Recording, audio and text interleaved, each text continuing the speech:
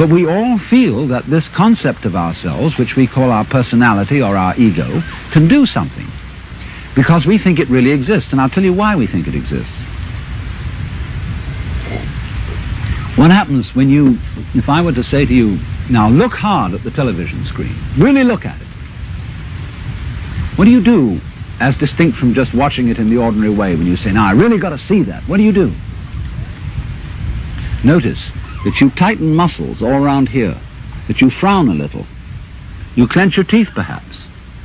Now what has that got to do with seeing anything clearly? It has absolutely nothing to do with it. Same thing when you listen carefully. Now listen, catch everything that's said, or you start tightening up around your ears. That has nothing to do with hearing clearly. Now from the moment we were little children, when teachers in class screamed at us, pay attention, we go tight in various ways, either to see or hear more clearly, to concentrate, or to will something which is supposed to be difficult to do. And that constitutes a habitual tension over the whole body that's there almost all the time.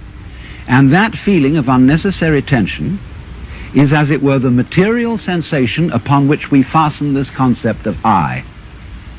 We hang it on to that feeling. The concept is not us. The feeling of tension is completely phony. It has nothing to do with success in seeing, hearing, or acting.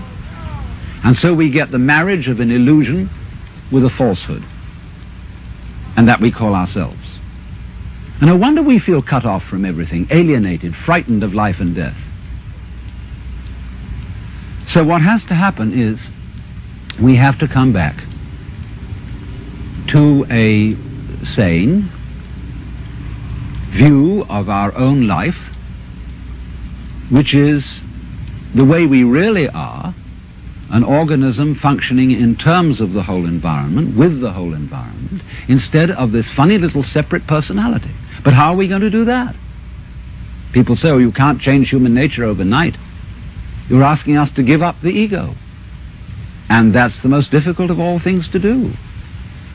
Actually, it isn't, because the ego doesn't exist.